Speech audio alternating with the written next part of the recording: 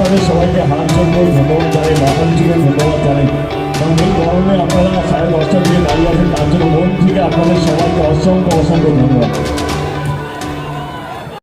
হালকাভাবে নেবেন না, মাস্ক প্লিজ পরবেন। আপনাদের সঙ্গে কথা বলার জন্য আমি মাস্কও খুলে রাখলাম। এবং এটাও সত্যিকে আমি মাস্ক পরে থাকলে আপনারাই বলেন যে মাস্ক না খুললে ভোট দেবনি, বলে আরে বাপরে। এনিওয়ে প্লিজ জোরহাত করে বলছি আপনাদের সবাইকে, যাদের মাস্ক আছে পকেটে আছে তো প্লিজ পরে নিন। চলে আসি নির্বাচনী প্রচারে। আমি আপনাদের গ্রামে, আপনাদের পাড়ায় আপনাদের ভোট চাইতে আসিনি। আমি এসছি আপনাদের আশীর্বাদ চাইতে আমাদের প্রার্থীর প্রতি। আপনাদের আশীর্বাদ আছে তো?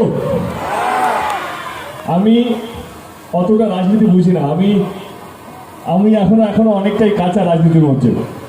আমি যেটা বুঝি কি ইলেকশন আসে, নির্বাচন আসে প্রত্যেক বছর 2 বছরে, যেটা সবচেয়ে বেশি দরকার সেটা হচ্ছে মানুষের আশীর্বাদ। আর মানুষের আশীর্বাদ যদি থাকে না, যে কোনো নির্বাচন চোখ বন্ধ করে জেতা যেতে পারে।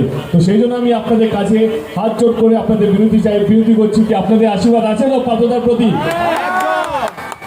চলে আসি 2021-এ নির্বাচন। আজকে মানুষকে বোকা বানানো যাবে না যে আমি এটা করবো ওইটা করবো, আপনারা ভোট দিন তাহলেই করবো। আমি আপনাদেরকে অনুরোধ করব যে যেই দল যেই প্রার্থী আপনাদের কাজ করেছে এবং আগামী দিন কাজ করবে তাকে ভোটটা দেওয়া উচিত। আমি কাউকে ছোট করে নিজের দলকে বড় করতে আসিনি, আমি এটা পছন্দ করি না। আমার মনে হয় নির্বাচনটা কাজ নিয়ে হোক, যেই সরকার আপনাদের কাজ করবে তাকে তো ভোটটা দেওয়া উচিত। তবেই গিয়ে বাংলা উন্নয়নে যাবে, উন্নয়ন পথে এগোবে, আপনাদের ভালো হবে, আপনাদের বাচ্চা ছেলে মেয়েদের ভালো হবে। কিন্তু বিচার করবেন কি করবে? কারণ আজকে একটা মিথ্যে কথাকে 1000 বার বলা হচ্ছে, আপনারা সেটাকে সত্যি ভাবছেন। কান দিয়ে দেখছেন, চোখ দিয়ে দেখাটা বন্ধ হয়ে গেছে। আমি আপনাদেরকে অনুরোধ করবো যে কান দিয়ে দেখবেন না, চোখ দিয়ে দেখবেন, উন্নয়ন চোখের সামনে দেখতে পাবেন। আমি আবার বলছি, এটা আপনাদের গণতান্ত্রিক অধিকার কি আপনারা যাকে ইচ্ছা ভোট দিতে পারেন। আমি দায়িত্ব নিয়ে এই মঞ্চ থেকে বলছি, আমি আমার দলের সাংসদ হিসেবে বলছি, নির্বাচনে সবাই বলছি কি আপনারা যাকে ইচ্ছা ভোট দিতে পারেন। ভারতবর্ষে এরকম কোনো সাংসদ নেই যে এটা বলতে পারে নিজের পার্টির এখান থেকে বা পার্টির এখানে একটা সভা থেকে। কিন্তু আমি আপনাদেরকে বলছি আপনারা যাকে ইচ্ছা ভোটটা দিতে পারেন, কিন্তু মাথায় রাখবেন যদি আপনারা কোনো ধর্ম রাজনীতি হাতটা শক্ত করেন তাহলে শুধু বাংলা নয় আমাদের দেশটাও পিছিয়ে যাবে। এমন একটা সরকারকে ভোটটা দিতে হবে যে আপনাদের সঙ্গে থাকবে। আমি আমার দলের কিছু কাজ আপনাদের চোখের সামনে রাখবো। যদি আপনাদের মনে হয় আমাদের দল, আমাদের নেত্রী আপনাদের হয়ে কাজটা করতে পেরেছে, তাহলে নিশ্চয়ই আমাদেরকে ভোটটা দেবেন। আমাদের দিদি গত 10 বছর ধরে এই সরকারে আছে বাংলার মুখ্যমন্ত্রী হিসাবে। আমি 10 বছরের হাল খাতা খুলব না, আমি শুধু গত বছরের কথা বলবো। যখন করোনা লকডাউন শুরু হলো, আমরা কি দেখলাম? লক্ষ লক্ষ মানুষ রাস্তায় নেমে গেছে নিজের বাড়ি ফেরার জন্য। আমরা দেখলাম মানুষ অসহায় হয়ে গেছে, গৃহবন্দী হয়ে গেছে।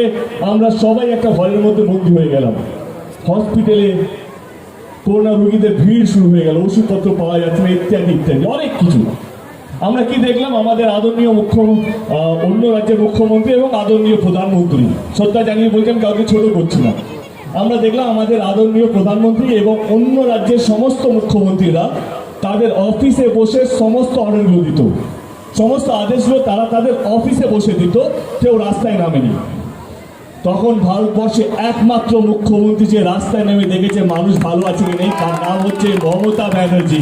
এটা আমি বলছি না, এটা আমরা সবাই, অন্তত বাংলার প্রত্যেকটা মানুষ এটা সাক্ষীকে। ওই সময় দিদি আমাদেরকে ছেড়ে চলে যায়নি, অফিসে বসে ছিল না, তখন আমি দিদির সঙ্গে ছিলাম। আমরা ডিস্ট্রিক্ট ঘুরে দেখেছি যে বাংলার প্রত্যেকটা মানুষ যেই জায়গায় থাকুক না কেন, যেই ডিস্ট্রিক্টে থাকুক না কেন, ভালো আছে কি নেই, সুখে আছে কি নেই, হসপিটাল বেড পাওয়া যাচ্ছে কি নেই, ওষুধ পাওয়া যাচ্ছে কি নেই, অক্সিজেন সিলিন্ডার পাওয়া যাচ্ছে কি নেই, সেই সময় দিদি রাস্তায় নেমে দেখেছি। আমরা তখন ঘরে বন্ধ ছিলাম, আমরা বেরোতাম না ভয়ে, কারণ আমাদের ভয় হতো যদি করোনা হয়ে যায় তাহলে আমরা মারা যাব, এরকম একটা আতঙ্ক প্রত্যেকটা মানুষের মধ্যে ছিল। তখন দিদি এই বয়সে মৃত্যুকে ভয় না পেয়ে রাস্তায় নেমেছিল, যাতে দেখে প্রত্যেকটা মানুষ যেন ভালো থাকে। তাহলে এরকম যে সরকার দরকার যে আপনার আপদে বিপদে আপনার পাশে দাঁড়িয়ে থাকবে। শুধু তা নয়, এই লকডাউনের চক্করে অনেক মানুষ তাদের কাজকর্ম হারিয়েছে, চাকরি হারিয়েছে। এরকম প্রচুর মানুষ আছে যারা প্রত্যেকদিন রোজগার করে এবং সেই রোজগারের টাকা নিয়ে গিয়ে বাড়িতে রান্না করে, কিন্তু লকডাউনের চক্করে সমস্ত কিছু বন্ধ হয়ে গেল। ভাবুন তো সেই মানুষের কথা যারা রোজগার করতো আর খাবার খেত, কিন্তু তাদের তো খাবার আর জুটছে না, কারণ রোজগার নেই, লকডাউন সমস্ত জায়গায়। কিন্তু তখন আমাদের রাজ্যে আমাদের নেত্রী রাশনটা ফ্রি করে দিয়েছিল, যাতে প্রত্যেকটা মানুষ আমাদের বাংলায় দুবেলা খাবার যেন পায়। হারি বা জিতি সেটা ব্যাপার নয়, কিন্তু বাংলার প্রত্যেকটা মানুষ যেন দুবেলা খাবার পায়। আজকেও রাশনটা ফ্রি। আমাদের পরে উত্তর হচ্ছে, যদি আমরা জিতি, যদি আবার তৃতীয়বারের জন্য দিদি আবার ফিরে আসে, আপনাদেরকে রাশন দোকানে রাশনের লাইন লাগাতে হবে না, আপনার দুয়ারের সামনে, আপনার বাড়ির সামনে রাশনটা পৌঁছে যাবে। এইটা কিন্তু আমাদের সরকারের উত্তর। এইটাই বলছি যে যেই সরকার আপনাদের কাজ করে তাকে তো ভোট দেওয়া উচিত, কিন্তু না, আজকের রাজনীতি একদমই আলাদা।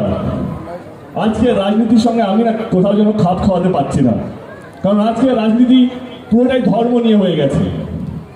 আপনারা নিশ্চয়ই জানেন, দেখবেন হিন্দু নেতারা হিন্দুদেরকে এসে বলে যে আপনারা সুরক্ষিত নেই, আপনারা আমাদেরকে ভোট দিন, আমরা আপনাদেরকে সুরক্ষা দেব। আমি বলি ভালো কথা। আবার অন্যদিকেও দেখি আমরা যে মুসলিম নেতারা মুসলিমদেরকে বোঝায় যে তোমরা আমাদের দেশে, আমাদের রাজ্যে সুরক্ষিত নেই, তোমরা আমাদেরকে ভোট দাও, আমরা তোমাদেরকে সুরক্ষা দেবো বা সুরক্ষিত রাখবো। আমার একটাই প্রশ্ন, তাহলে আমাদের দেশে সুরক্ষিত কারা? হিন্দুদেরকে বোঝানো হচ্ছে তারা সুরক্ষিত নেই, মুসলিমদেরকে বোঝানো হচ্ছে তারা সুরক্ষিত নেই। আসলে সুরক্ষিত কারা? একটু ভেবে দেখুন। আসলে সুরক্ষিত হচ্ছে এই নেতারা যারা হিন্দুদেরকে বলে যে ভোট দিন তবে আমরা সুরক্ষা দেবো, মুসলিমদেরকে বলে ভোট দিন তবে আমাদের সুরক্ষা দেবো। এরাই হচ্ছে সবচেয়ে বড় সুরক্ষিত মানুষ, কারণ মানুষকে বোকা বানায় তারা ভোটের সময়। আমার একটাই কথা ছিল, যখন লকডাউন শুরু হলো